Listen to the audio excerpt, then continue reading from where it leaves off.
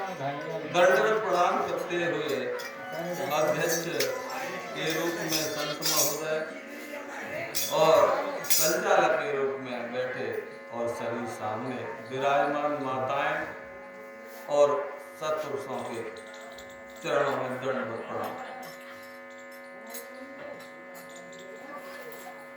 एको ही कृष्ण से कृतो प्रणाम, एक कृष्ण को ही प्रणाम करने से एको कृष्ण से कृतो प्रणाम हो दशाश्वमेधा पुनरेति जन्म। दशाश्वमेध यज्ञ होता है, वह करने का लाभ कृष्ण को प्रणाम करने में ही हो जाएगा।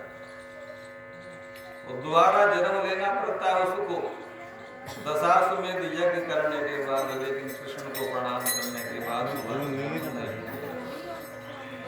तो भगवान नाम राम कहो या कृष्ण कहो, नाम की महिमा जो अभी बताई उन्होंने अति सराहनीय है, सबने सराही है। और राम नाम तो भगवान नाम तो बिल्कुल सबके लिए, चाहे विषयी हो, साधक हो, सिद्ध हो, सबके लिए अनिवार्य विषय है। उसके बाद यह मानव जीवन,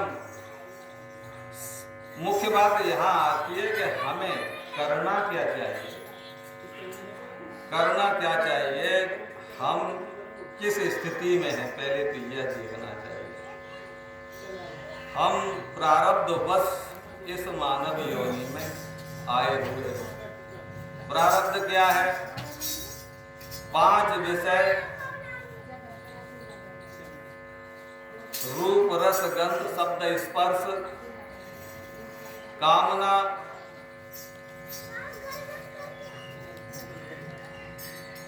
पुर्यष्टिका जिसे कहते हैं, उसके आधार पर ये जो है, जो हमें शरीर की प्राप्ति हुई है। 84 लाख योनियों में सभी योनियां भोग योनि है।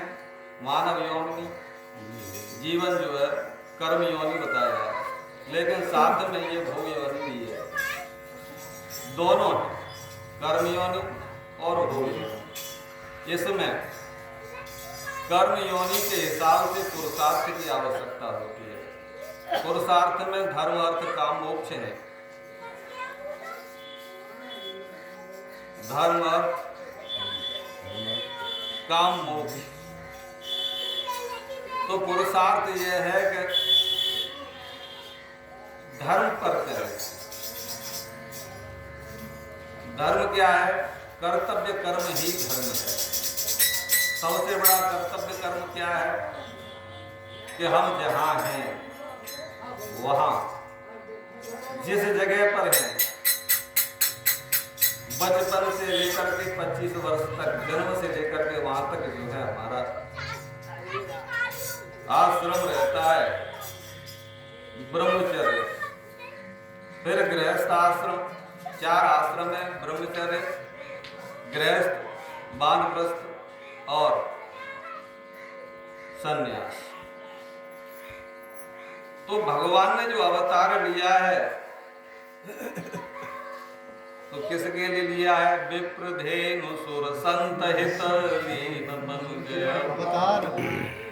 तो हमें देखना चाहिए कि भगवान ने भी अवतार इन 4 के लिए लिया है। तो अपना ब्रह्मचर्य जीवन जहां तक है वहां हमें विप्र की तरह गुजारना चाहिए। विप्र में जो शील स्वभाव होता है, उस स्वभाव के अनुसार व्यतीत करना चाहिए। और धेनु, विप्र धेनु, अब गृहस्थ जीवन हमें गाय की तरह व्यतीत करना चाहिए। और गृहस्थ जीवन के बाद हमें परमात्मा से कृपा लेनी है, तो उनका अवतार इन 4 के लिए हुआ है। विप्र, धेनु, सुर, संत। तो ब्रह्मचर्य जीवन विप्र की तरह से शील स्वभाव से तीव्र विवेक बुद्धि के द्वारा सही शुद्ध आचरण, माता पिता की सेवा इत्यादि करके उस लगन से विद्या अध्ययन करना, यह जो ब्राह्मण का कर्म है। उस हिसाब से विद्या अध्ययन जिसने इस प्रकार अपना ब्रह्मचर्य आश्रम बिताया है और गृहस्थ गाय की तरह बिताया है, बैल की तरह सींग खंगा के नहीं चाहे जा, तो उसका जीवन बानप्रस्थ जो जीवन आता है गृहस्थ के बाद, जब अपने कर्तव्य कर्मों का, गृहस्थी के कर्तव्य कर्मों का पालन करते हुए उससे निवृत्ति पाते हुए सामने जहाँ तक वानप्रस्थ ही है, तो उसमें अब देवताओं की तरह जीवन बिताना शुरू कर दें तो भगवान की कृपा हम तक होगी, क्योंकि उनका अवतार इसलिए होता है। तो देवताओं का कार्य जो होता है कि अपने और दूसरे स्वार्थ में रहे, देवता स्वार्थी तो है, तो स्वार्थ वह होना चाहिए स्व धन अर्थ, मैं क्या हूं और मेरे कल्याण का अर्थ क्या है। अर्थ माने धन होता है, राम रतन धन, जो मीरा के द्वारा अधिक व्याख्यान करते हुए, तो उस धन में हम लग जाए। स्वार्थ, यही स्वार्थ है, सबसे बड़ा स्वार्थ जीव का यही परमार्थ है। दूसरों की ऐसी सहायता करने न लग जाए जो अच्छी ना लग रही किसी को, और अपने ठगाए पड़े। हाँ, कहीं अनित और आचार होता है तो उससे मुंह छुपा के न बैठ जाए। अगर कोई कहता है कि बचाओ हमारी रक्षा करो,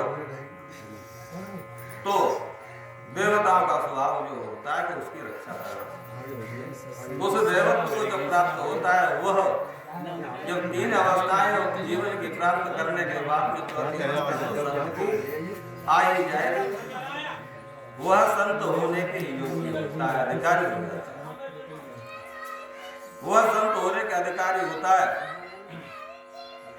तो विप्रदेनु सो संत हित तो प्रभु की कृपा तब होगी। तो उससे जो धर्म अर्थ काम मोक्ष पुरुषार्थ जो 4 भागों में बांटा गया, तो जो अपना जो प्रारब्ध जो पहले से विधि बनाई है, जिसे विधि कहते हैं, प्रारब्ध कहते हैं, भाग्य कहते हैं,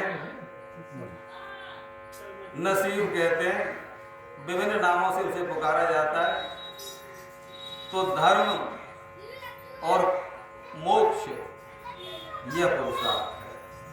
हमें कर्तव्य कर्मों का पालन और मुक्ति की इच्छा, यह हमारा इस मानव योनि में आकर के कर्तव्य कर्म है, यह पुरुषार्थ होना चाहिए। और अर्थ और काम ये हमारे प्रारब्ध से मिली हुई चीजें हैं, जिन्हें हम बांध के लाए हैं जन्म जन्मांतरों से। वह तो होगा वही जो हमने पहले राम रच रखा। राम ने क्या रच रखा? राम क्यों किसी के लिए अच्छा बुरा रचेंगे? वो किसी के लिए रचना नहीं करते। हाँ, प्रकाशक जरूर है।